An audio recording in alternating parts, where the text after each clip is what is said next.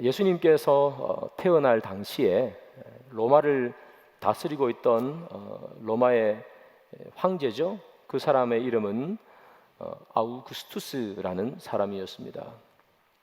원래 이 아우구스투스는 진짜 이름은 옥타비아누스, 우리가 세계사 시간에 배울 때 옥타비아누스라고 배웁니다.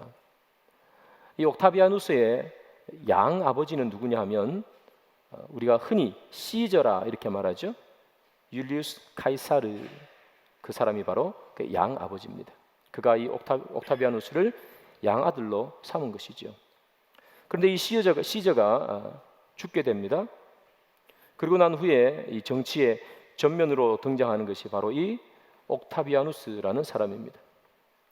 이 옥타비아누스가 정치의 전면으로 등장했을 때 그의 정적이 있었습니다. 아주 강력한 정적. 그 사람의 이름이 바로 안토니우스라는 사람입니다. 이 둘이 악티움 해전이라는 해전에서 전투를 벌여서 이 옥타비아누스가 승리하게 되죠. 그리고 그는 로마의 초대 황제가 됩니다.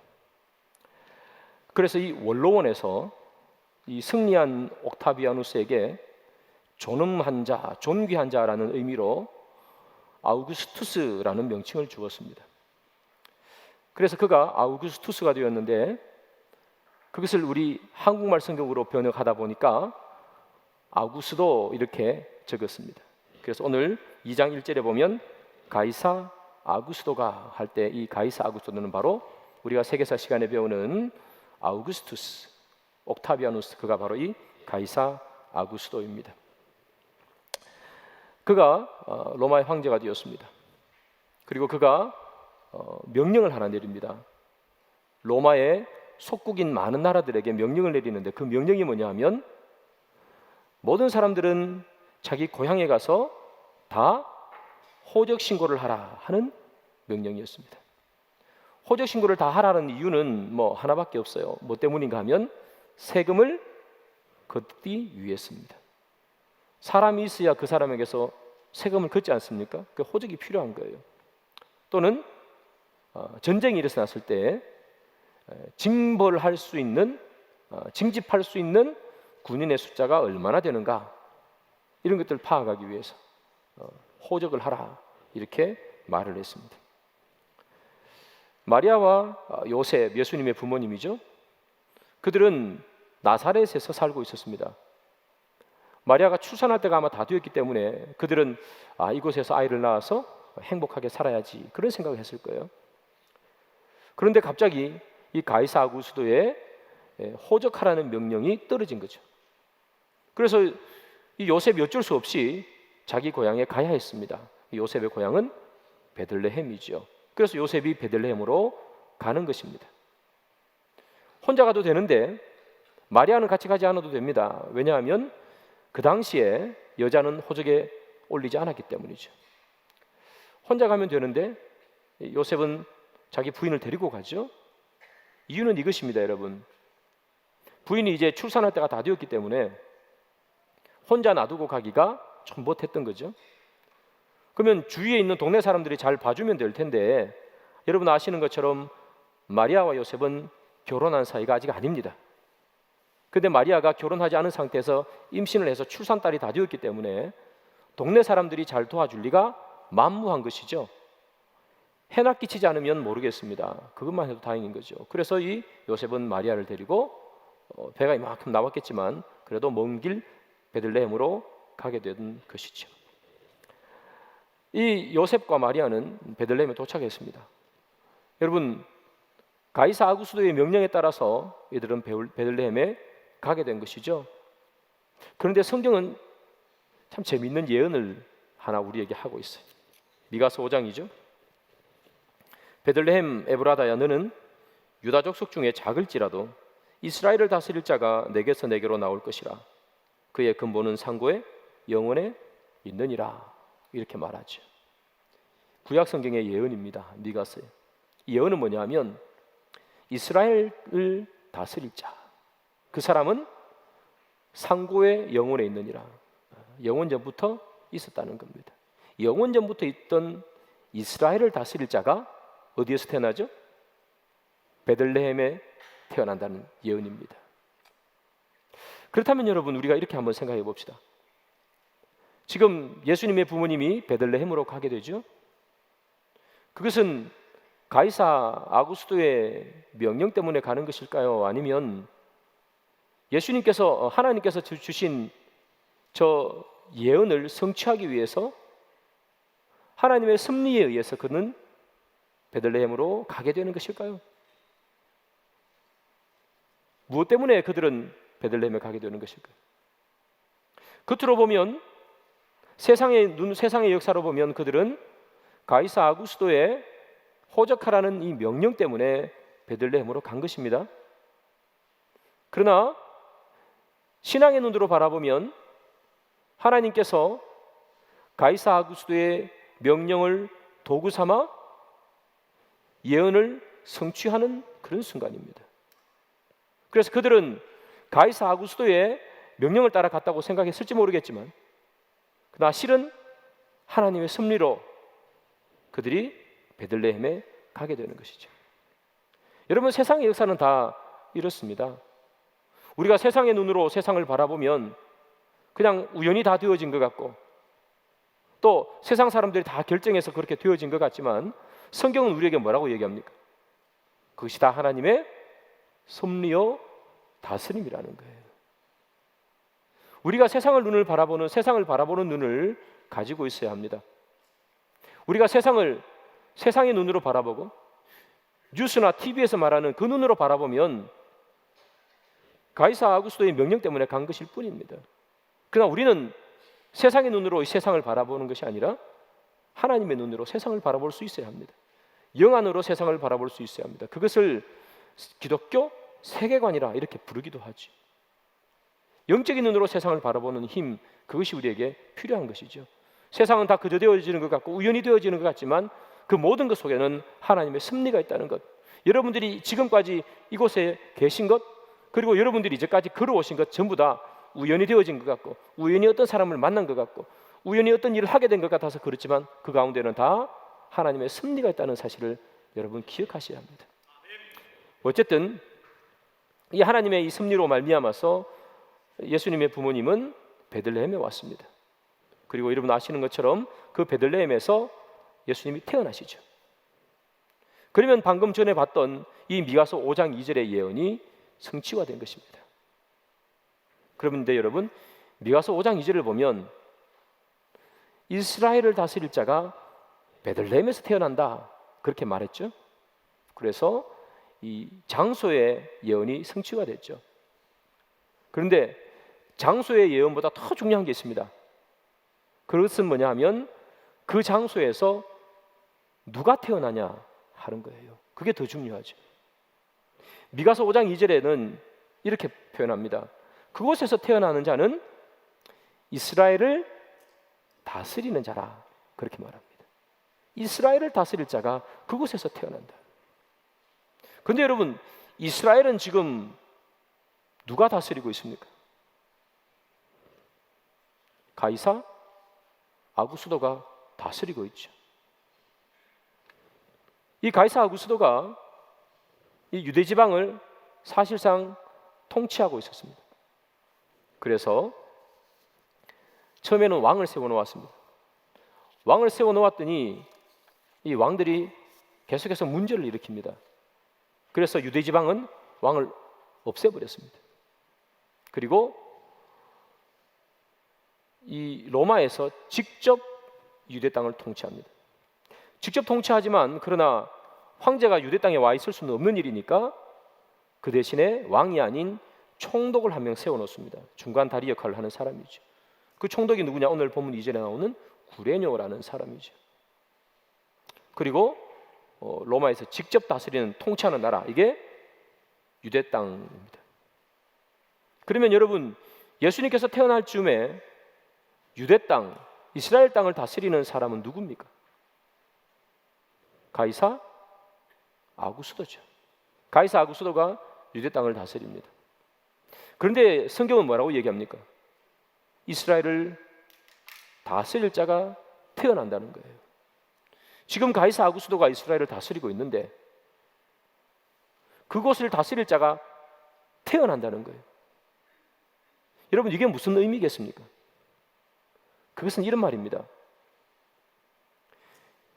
이스라엘을 다스릴 진정한 왕은 누군가 하는 질문을 던지는 겁니다. 누가 과연 이스라엘의 왕인가? 가이사 아구스도가 이스라엘의 왕인가? 아니면 태어날 예수 그리스도가 이스라엘의 왕인가? 하는 질문을 던지는 거죠. 동시에 우리에게 물어보는 거죠.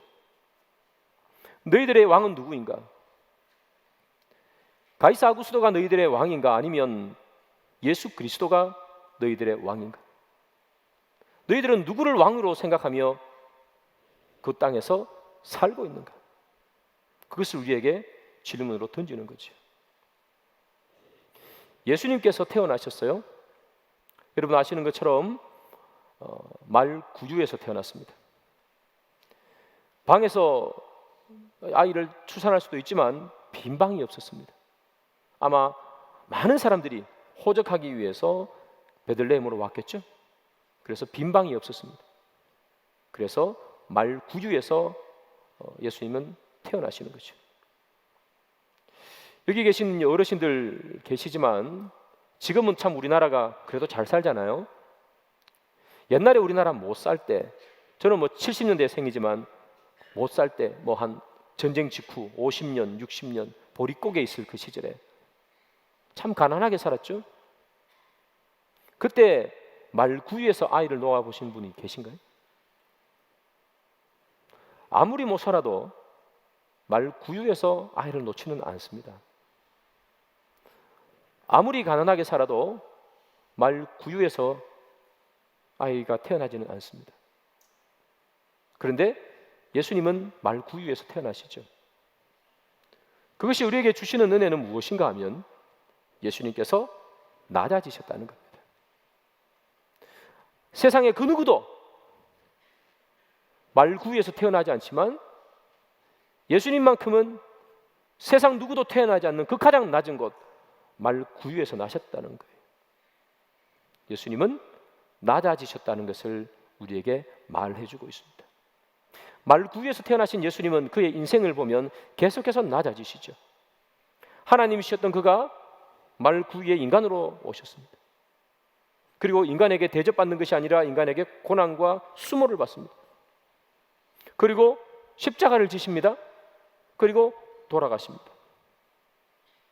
예수님의 인생은 한 번 낮아지는 인생이 아니었습니다. 계속해서 낮아지는 인생을 사셨습니다. 한 번 낮아지는 것 누구나 다 할 수 있죠? 저도 여러분도 한 번 낮아지는 것, 두 번 한 번 이렇게 고개 숙이는 것, 급할 때 한 번 무릎 꿇는 것, 그까짓 것 한 번 할 수도 있겠죠. 그런데 예수님은 한 번 낮아지는 것이 아니라 그의 인생이 낮아지는 것이 목표였다는 얘기죠. 그의 삶의 지향점이 나는 말구유에서 태어났으니 내 아버지는 목수이니 내가 성공해서 큰 사업을 하리라가 아니라 더 낮아지는 것이 예수님의 삶의 지향점이 있다는 거예요. 목표점이었어요. 낮아지는 거예요. 예수님은 계속해서 낮아지시죠. 한 번 낮아지는 것이 아니라 낮아지는 것이 그의 삶의 목적이었습니다. 방향이었습니다. 그러면 예수님은 왜 낮아지십니까? 그것은 바로 섬기기 위해서요. 낮아져야 섬기니까. 마태복음 20장 28절이죠. 인자가 온 것은 섬김을 받으려 함이 아니라 도리어 섬기려 하고 자기 목숨을 많은 사람의 대속물로 주려 함이니라. 인자가 온 것은 섬김을 받으려 하는 것이 아니라 섬기려 한다는 거예요. 예수님이 오신 이유예요. 섬기려 하는 것. 이것을 통해서 말 구유에 태어나신 예수님, 섬기러 왔다. 예수 그리스도의 이 말은 무엇을 말씀해 주느냐? 예수님은 어떻게 세상을 통치하신다? 낮아져서 섬기는 방식으로 세상을 통치하겠다는 거예요. 여러분, 그래서 예수님은 계속해서 낮아지는 거죠. 나는 이 땅의 왕이고 나는 이스라엘을 다스릴 자로 왔는데 나는 이 이스라엘을 어떻게 다스리는가? 나는 낮아지고 더 낮아지고 더 섬겨서 이스라엘을 다스리겠다는 거예요. 그래서 예수님께서 가장 낮아지신 모습이 십자가에 달려서 죽으시는 모습이잖아요. 하나님이셨는데 피조물에 의해서 죽으시는 만큼 낮아지신 거죠. 예수님께서는 무릎을 꿇고 제자들의 발을 씻기시죠. 그만큼 낮아져서 사람의 발을 씻기는 예수님. 예수님의 통치 방식은 바로 낮아져 섬기는 방식이었습니다. 우리는 예수님을 우리의 구세주라, 우리의 왕이라 그렇게 부릅니다. 예수님은 낮아지시고 또 낮아지셔서 십자가에 돌아가셨습니다. 그런 예수님을 왕이라 우리는 부르며 우리는 주님 앞에 늘 말하기를 더 채워주십시오, 더 높여주십시오. 우리는 늘 그렇게 말하고 있습니다. 우리의 기도를 한번 점검해 보시길 바랍니다. 우리는 하나님 앞에 어떤 기도를 드리고 있는가? 난 하나님처럼 낮아지기를 소망합니다라고 하는 기도, 그것이 우리의 기도의 제목인 분을 우리는 보기가 어렵죠. 우리의 모든 기도는 더 채워달라는 기도고 더 높여달라는 기도, 그런 기도로 가득 차 있습니다. 사람은 참 만족함이 없는 것 같습니다.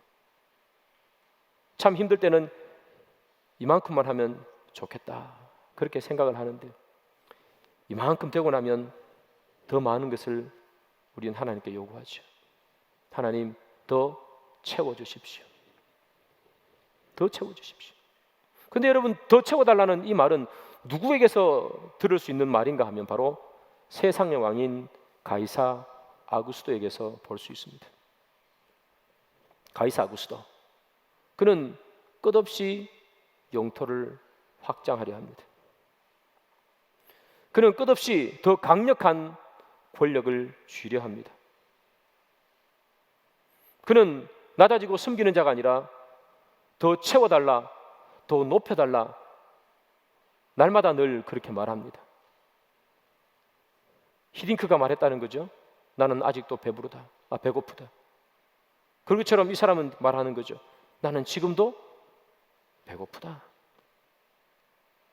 그렇게 강력한 왕권을 가지고 있고 군대를 가지고 있고 뭐든지 다 할 수 있는 권력을 가지고 있는데, 그런 더 높아지기를 원하고 또 더 많이 채워지기를 원합니다.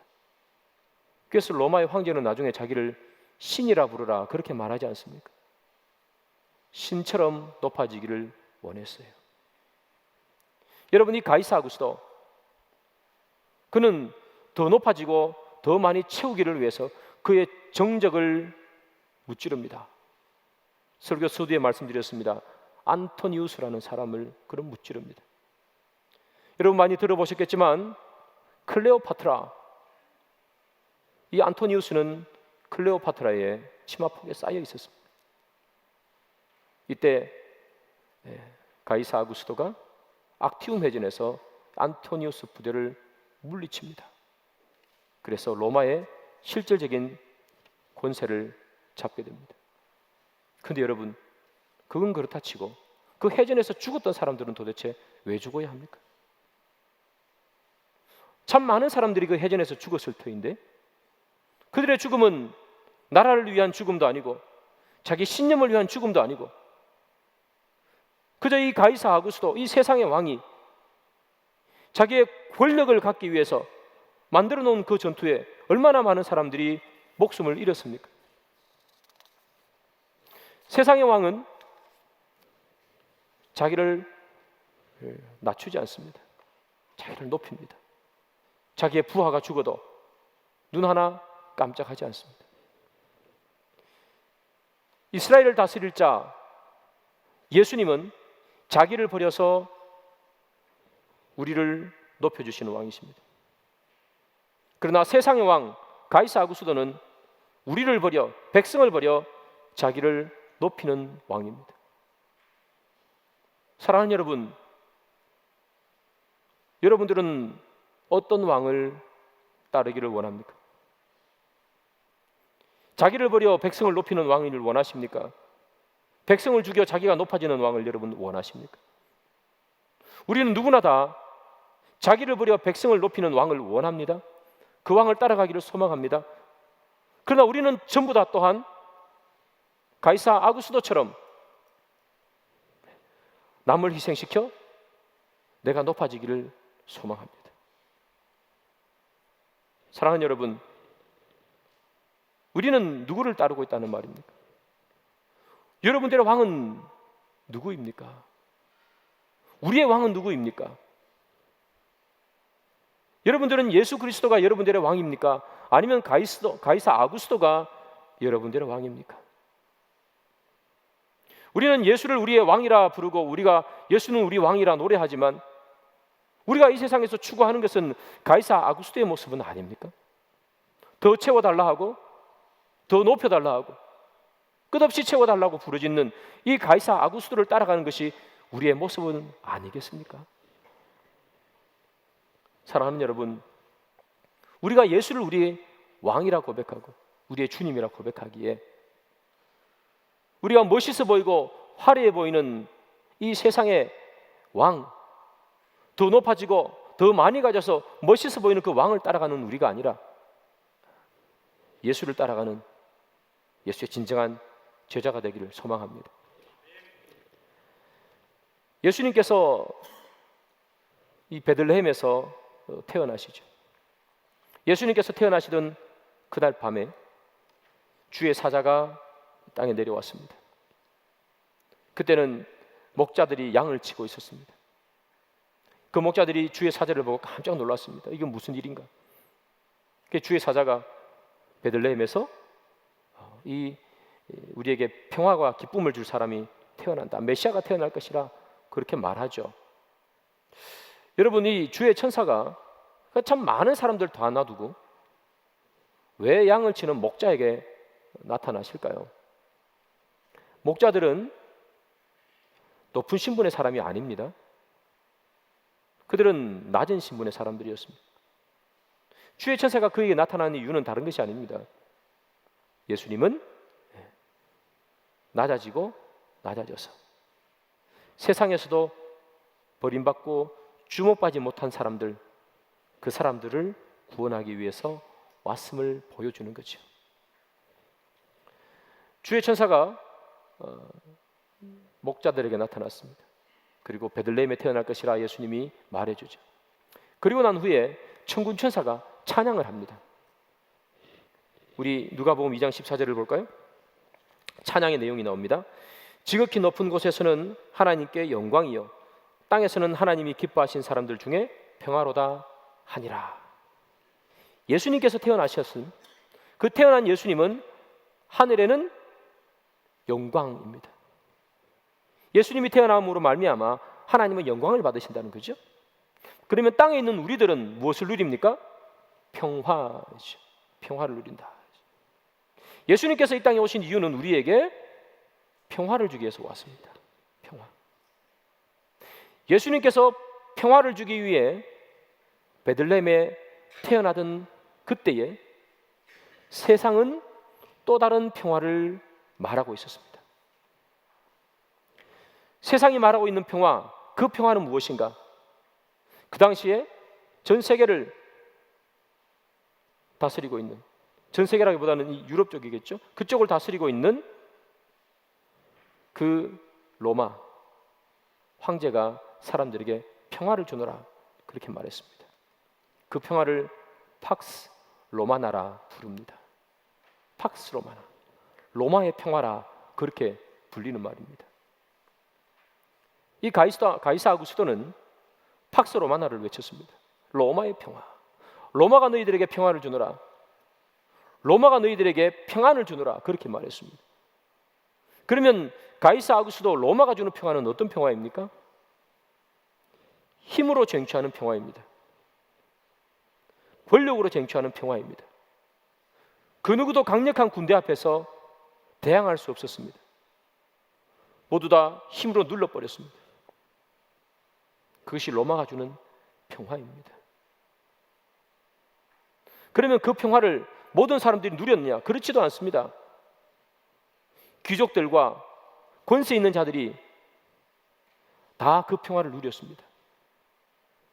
가이사 아구스도가 세상을 다스릴 때에 귀족들, 권세 있는 자들은 대농장을 소유했습니다. 라티푼디움이라 부릅니다.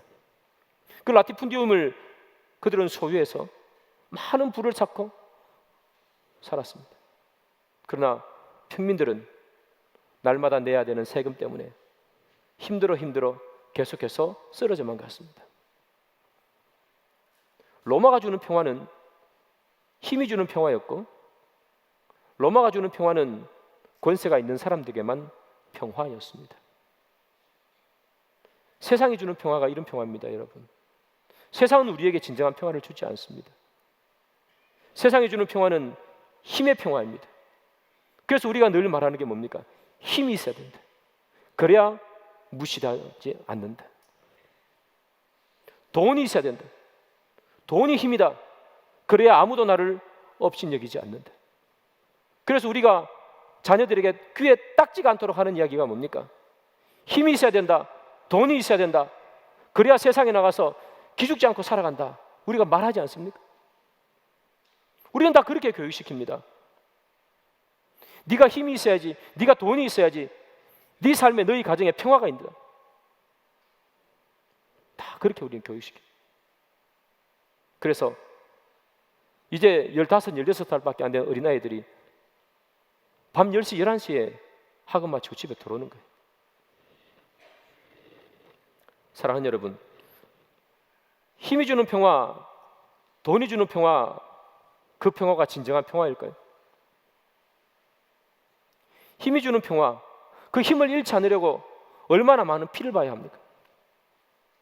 또 다른 힘이 생겨나면 그 힘을 누리기 위해서 얼마나 많이 억압해야 합니까? 시간이 지나 내 힘이 사라지면 평화도 사라지게 됩니다.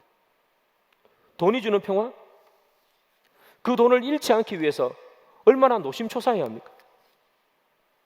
그게 진짜 평화일까요? 힘이 있고 돈이 있을 때 마음까지 편해집니까? 힘이 있고 돈이 있으면 편리하게 살 수 있습니다. 그러나 평안하지는 않습니다. 평안은 힘과 돈이 주지 않습니다. 오늘 성경은 이렇게 얘기하죠. 예수님께서 태어나실 때 천군 천사가 말합니다. 하늘에는 영광이요 땅에는 평화로다. 진짜 평화, 진정한 평화는 이 땅을 다스리는 가이사 아구스도에서 받는 것이 아니라 이스라엘을 다스릴 자 예수 그리스도에게서 나오는 겁니다. 예수는 그러면 어떤 평화를 우리에게 주시는가? 에베소서 2장 14절입니다. 그는 우리의 화평이신지라 둘로 하나를 만드사 원수된 것 곧 중간에 막힌 담을 자기 육체로 허시고. 어떤 평화를 주는가? 둘을 하나 되게 만드는 평화예요. 나와 원수 사이에 막힌 담이 있는데 그 담을 헐어버려 가지고 둘이 하나 되게 만드는 평화예요. 그게 진짜 평화라는 얘기예요. 세상이 주는 평화는 어떤 평화입니까? 둘이 있으면 이 둘 중에 한 명이 이 한 명을 눌러야 가지는 평화예요. 힘이 더 있는 사람이 힘이 더 없는 사람을 눌러서 없애버려야지만이 평화예요. 그의 자녀와 자녀손 다 멸절시켜야지만이 후환이 두렵지 않는 평화예요. 세상이 주는 평화예요. 그러나 주님이 주는 평화는 어떤 평화입니까? 둘을 하나로 만드는 평화예요. 그 평화를 주겠다는 거예요. 사랑하는 여러분, 여러분들은 어떤 평화를 누리기를 원합니까? 힘이 있는 평화를 원하십니까? 권세를 가지고 평화를 누리기를 원하십니까? 우리는 어제까지 어떻게 살아왔고 우리 아이들을 어떻게 가르쳤습니까? 하나님께서 우리에게 하시는 말씀, 우리의 구세주라고 하는 그 주님이 우리에게 주시는 말씀은 무엇입니까? 힘이 주는 평화가 아니라 둘을 하나 되게 하는 평화, 그 평화를 내가 너희에게 주겠다는 거예요. 사랑으로 하나 되게 하는 평화, 용서로 하나 되게 하는 평화. 막힌 담을 자기 육체로 허시고 그러잖아요. 예수님께서 십자가에 달려 돌아가심으로 말미암아 둘을 하나 되게 만드는 평화, 그 평화를 우리에게 주겠다는 거예요. 여러분, 가이사 아구스도 예수 그리스도 어떤 분이 여러분들의 왕이십니까? 성경은 우리에게 말하지 않습니까? 가이사 아구스도를 선택할 것인가? 예수 그리스도를 선택할 것인가? 세상이 주는 힘으로 평화를 누리기를 원하는가? 주님이 주시는 둘을 하나로 만드는 그 평화를 누리기를 원하시는가? 여러분, 그 둘 중에 어떤 평화를 누리기를 원하십니까? 주님이 주는 평화를 누리기를 원하고 걸어가기는 세상이 주는 평화를 누리기를 향해 걸어가고 있지는 않습니까? 주님께서 우리에게 하시는 말씀이죠. 누구를 선택할 것인가? 세상을 다스리는 가이사 아우구스도를 선택할 것인가? 예수 그리스도를 선택할 것인가? 예수님께서 이 땅에 오셨습니다. 말구유에서 태어났습니다. 예수님 오실 때 환영하고 박수하는 사람 한 명 없습니다. 천한 목자가 나중에 와서 예수님께 영광을 돌립니다. 그것은 무엇을 말해줍니까? 예수님이 이 땅에 오실 때 환영받지 못했다는 것입니다. 아무도 환영하지 않았습니다. 왜 환영하지 않습니까?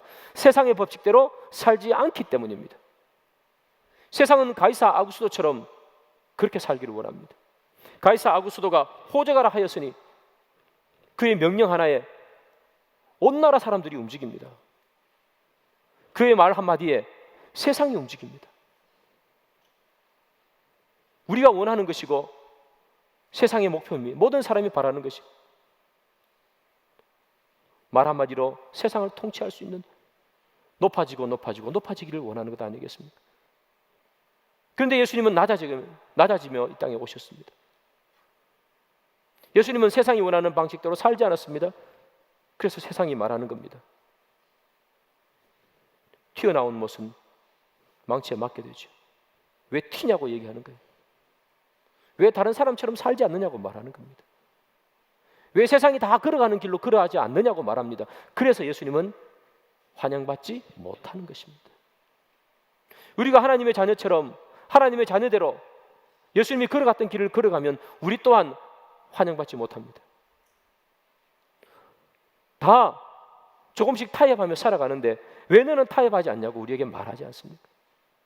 술 한 잔 좀 할 수 있지, 그 한 잔 한다고 몸에 무슨 이상이 있냐?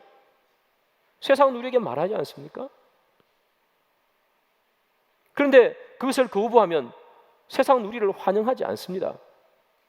사람들이 살아가는 방식으로 정직하게 하나님께서 원하시는 방식으로 살아가면 그 누구도 우리를 환영하지 않습니다. 그러나 예수님은 환영하지 않지만 낮아져서 우리에게 참 평화를 주십니다. 우리는 누구를 왕으로 삼고 살기를 원하십니까? 말씀의 결론을 맺습니다. 사랑하는 여러분, 여러분들의 왕은 누굽니까? 누구를 왕으로 모시고 살아가고 있습니까?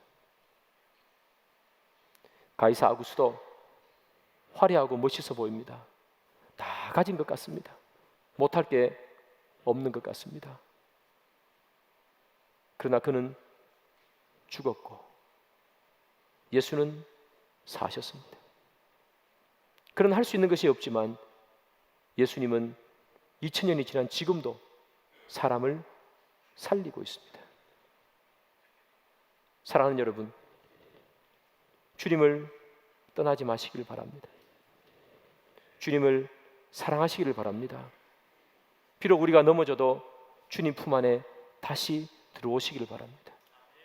세상은 우리에게 참 평안을 주지 않습니다. 예수님만이 우리에게 참 평안을 주십니다. 참 평안을 주시는 그 주님을 따라가는 저와 여러분 되기를 주님의 이름으로 축복합니다.